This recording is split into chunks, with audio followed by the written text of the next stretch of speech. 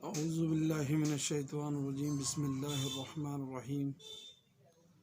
الحمد للہ رب العالمین الرحمن الرحیم مالک یوم الدین ایاک نعبد و ایاک نستعین اہدنا الصراط المستقیم صراط الذین انعمت علیہم غیر المغضوب علیہم ولا الضالین آمین۔ تمام قسم کی حمد و ثنا، کبریائی اور بڑائی اس خالق کائنات اور مالک ارض و سما کے لیے لائق اور دیبا ہے کہ جس نے آپ اور ہم سب کو پیدا فرمایا۔ بیش بہا درود و سلام ہو اس ہستی مقدسہ مطہر پر کہ جن کا نام نامی اس میں گرامی حضرت محمد رسول اللہ صلی اللہ علیہ وسلم ہے، کہ جن کو اللہ رب العزت نے رحمت کائنات بنا کر اس دار فانی کے اندر مبعوث فرمایا۔ اللہ رب العزت نے نبی کریم صلی اللہ علیہ وسلم کو رہتی دنیا تک کے لیے تمام لوگوں کی ہدایت کا سرچشمہ بنا کر اس دار فانی کے اندر بھیجا۔ جیسے کہ آپ کو معلوم ہے کہ ہر انبیاء اور رسول کا اور نبی کا مقصد یہ ہوتا تھا کہ وہ اللہ کے بندوں کو غیر اللہ کی عبادت سے ہٹا کر صرف اور صرف یکتا اس واحد معبود کی عبادت میں لگ جائیں جو تمام کائنات کا مالک و خالق ہے، جس نے اس دنیا کو پیدا کیا اور پیدا کرنے کے بعد میں اس دنیا کے اندر مخلوقات کو پیدا کیا اور ان مخلوقات کی دنیاوی ضروریات کو اللہ رب العزت نے مہیا کیا تاکہ وہ اپنی زندگی جو ہے اس دنیا کے اندر گزار سکے۔ تو آج ہم جس آیت پر لب کشائی کریں گے اس کے اندر اللہ رب العزت نے شرک کے تعلق سے کیا ارشاد فرمایا ہے، ہم اس کو دیکھیں گے۔ یہ سورہ انعام سورہ نمبر 6 اور اس کی آیت نمبر 88 ہے، جس کے اندر اللہ رب العزت ارشاد فرماتا ہے: ذالک ھدی اللہ یہدی بہ من یشاء من عبادہ ولو اشرکوا لحبط عنہم ما کانوا یعملون۔ یعنی اللہ رب العزت ارشاد فرماتا ہے کہ اللہ کی ہدایت وہ یہی ہے کہ اپنے بندوں میں سے جس کو چاہے اس کی ہدایت کرتا ہے، اور اگر فرضاً یہ حضرات بھی شرک کرتے تو جو کچھ یہ اعمال کرتے تھے ان کے سب اکارت ہو جاتے۔ یہاں ہم ایک چیز پر غور کریں گے کہ اللہ تبارک و تعالیٰ نے اس آیت کے اندر جو یہ بات کہی کہ اللہ کی ہدایت وہ یہی ہے کہ اپنے بندوں میں سے جس کو چاہے اس کی ہدایت کرتا ہے، یہاں سے مراد وہ لوگ مخصوص لوگ موجود ہیں کہ جن کو اللہ رب العزت نے اس دنیا کے اندر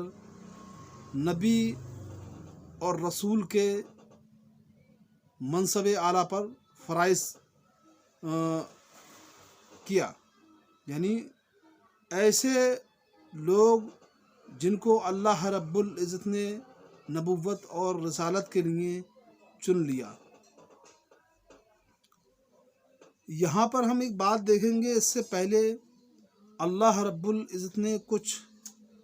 پہلے چند آیات میں کچھ انبیاء علیہم السلام کا ذکر کیا ہے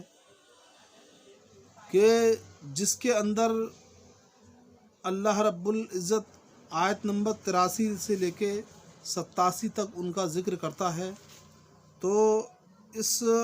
آیت کے مفہوم کو سمجھنے کے لیے ہم سب سے پہلے ان چند آیات پر نگاہ ڈالیں گے کہ جن کے اندر اللہ رب العزت نے کئی انبیاء علیہم الصلاۃ والسلام کا ذکر کیا ہے۔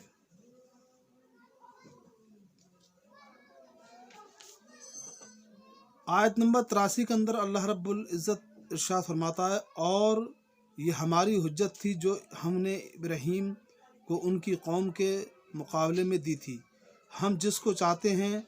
مرتبوں میں بڑھا دیتے ہیں، بے شک آپ کا رب بڑا حکمت والا ہے، بڑا علم والا ہے۔ وَوَهَبْنَا لَهُ إِسْحَاقَ وَيَعْقُوبَ كُلًّا هَدَيْنَا وَنُوحًا هَدَيْنَا مِن قَبْلُ وَمِن ذُرِّيَّةِ داؤد وسليمان وأيوب ويوسف وموسى وهارون وكذلك نجزي المحسنين، اور ہم نے ان کو اسحاق دیا اور یعقوب، ہر ایک کو ہم نے ہدایت کی، اور پہلے زمانے میں ہم نے نوح کو ہدایت کی، اور ان کی اولاد میں سے داؤد کو اور سلیمان کو اور ایوب کو، وکذالک نجزی المحسنین کو، اور یوسف کو اور موسیٰ کو اور ہارون کو، اور اسی طرح ہم نیک کام کرنے والوں کو جزا دیا کرتے ہیں۔ وزکریا و یحییٰ و عیسیٰ و الیاس و کل من الصالحین، اور نیز زکریا اور یحییٰ کو اور عیسیٰ کو اور الیاس کو سب نیک لوگوں میں سے تھے۔ و اسماعیل و الیاس و یونس و لوط و کل فضلنا علی العالمین، اور اسماعیل کو اور یسع کو اور یونس کو اور لوط کو، اور ان میں سے ہر ایک کو تمام جہان والوں پر ہم نے فضیلت دی، اور ان کے کچھ باپ دادوں کو اور کچھ اولاد کو اور کچھ بھائیوں کو، اور ہم نے ان کو مقبول بنایا، اور ہم نے ان کو راہ راست کی ہدایت کی۔ یہاں پر اللہ رب العزت نے 18 انبیاء علیہم الصلاۃ والسلام کا نام لینے کے بعد میں جو آیت نمبر 83 سے لے کے اور 87 تک کے اندر ذکر ہے، یہ آپ اس کو پڑھ سکتے ہیں۔ اس کے بعد میں آیت نمبر 88 کے اندر جو اللہ رب العزت نے یہ بات کہی کہ اللہ کی ہدایت وہ یہی ہے کہ اپنے بندوں میں سے جس کو چاہے اس کی ہدایت کرتا ہے، اور اگر فرضاً یہ حضرات بھی شرک کرتے تو جو کچھ یہ اعمال کرتے تھے ان کے سب اکارت ہو جاتے۔ یہاں پر اللہ رب العزت ان 18 انبیاء علیہم الصلاۃ والسلام کا تذکرہ کرنے کے بعد میں جو اللہ رب العزت نے یہ بات کہی کہ اگر ان انبیاء علیہم الصلاۃ والسلام میں سے کوئی بھی اگر اللہ رب العزت کی ذات میں، صفات میں، اسما میں اگر شرک کرتا تو اللہ رب العزت ان کے بھی سارے اعمال برباد کر دیتا، اور ان کو پھر اللہ رب العزت سے بچانے والا کوئی بھی نہیں ہوتا۔ تو ہمیں اب اس بات پر غور کرنا ہے کہ جب یہاں پر اللہ تبارک و تعالیٰ نے ان ہستیوں کو، جن ہستیوں کے کندھوں پر اللہ رب العزت نے نبوت اور رسالت کا جو ہے وزن رکھا، اگر ان حضرات سے بھی مطلب بھول چوک سے یا غلطی سے یا جان بوجھ کے اگر شرک جیسا عظیم گناہ جو ہے کبیرہ گناہ اگر ہو جائے تو اللہ رب العزت ان انبیاء علیہم الصلاۃ والسلام کے بھی تمام کے تمام نیک اعمال برباد کر سکتا ہے۔ شرک اتنا کبھی گناہ ہے کہ اللہ رب العزت نے اس کی قباحت کو بیان کرتے ہوئے اس بات کو اجاگر کر دیا کہ اگر انبیاء علیہم الصلاۃ والسلام جیسی عظیم المرتبت ہستیوں سے بھی اگر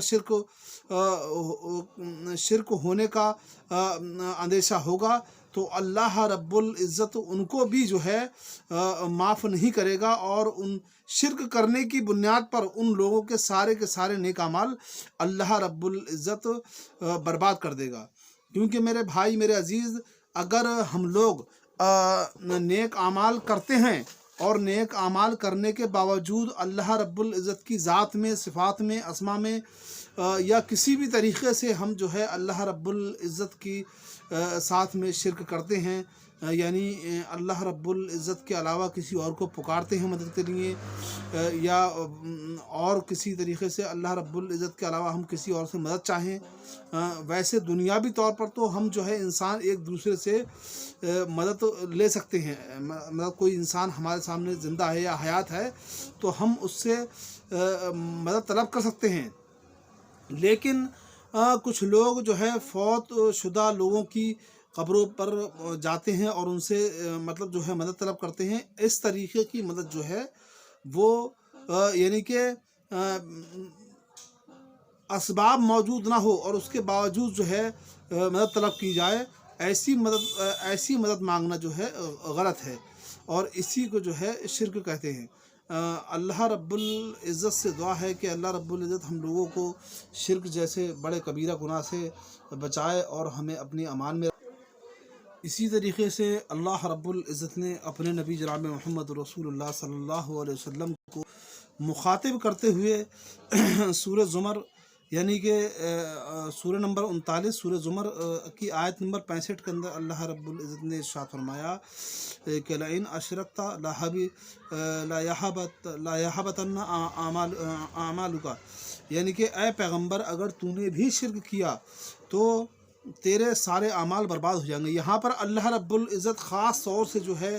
اللہ کے نبی جناب محمد رسول اللہ صلی اللہ علیہ وسلم سے مخاطب ہے، یہاں پر کسی اور انبیاء سے اللہ رب العزت نے خطاب نہیں کیا ہے، صرف اور صرف نبی کریم صلی اللہ علیہ وسلم کی جو ہے ذات سے ہی اللہ رب العزت جو ہے مخاطب ہے، اور اللہ رب العزت نے کہا کہ اے نبی اگر آپ سے بھی شرک کا ارتکاب ہوا تو ہم آپ کے بھی اعمال برباد کر دیں گے۔ حالانکہ پیغمبر شرک سے حالانکہ ہر پیغمبر کو اللہ رب العزت نے شرک سے محفوظ رکھا ہے، مقصداً امتوں کو شرک کی خطرناک اور ہلاکت خیزی سے آگاہ کرنا ہے۔ یہاں پر اللہ رب العزت نے انبیاء علیہم الصلاۃ کا تذکرہ کرنے کے بعد میں جہاں پر آپ دیکھ رہے ہیں کہ 18 جلیل القدر انبیاء علیہم الصلاۃ کا تذکرہ کیا، پھر اللہ رب العزت نے سورہ زمر کے اندر آیت نمبر 65 کے اندر صرف اللہ کے نبی صلی اللہ علیہ وسلم سے خطاب کیا اور آپ سے بھی کہا کہ اگر آپ سے بھی شرک ہو جاتا ہے تو ہم آپ کے سارے اعمال برباد کر دیں گے۔ تو یہاں پر کہنے کا مقصد یہ ہے کہ کسی بھی انبیاء علیہم الصلاۃ سے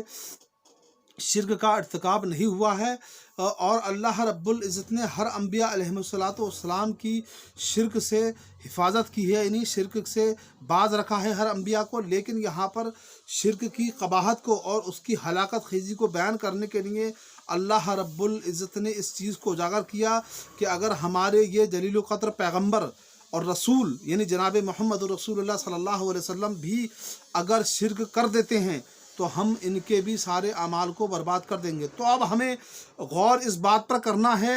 کہ جب انبیاء علیہم السلام کی جیسی عظیم المرتبہ شخصیات جو ہے اگر شرک کا ارتکاب کر دیں یا شرک کا ان سے جو ہے کرنا پایا جائے تو اللہ رب العزت ان کو بھی معاف نہیں کرے گا۔ تو اب ہمیں غور بات پر کرنا ہے کہ تو پھر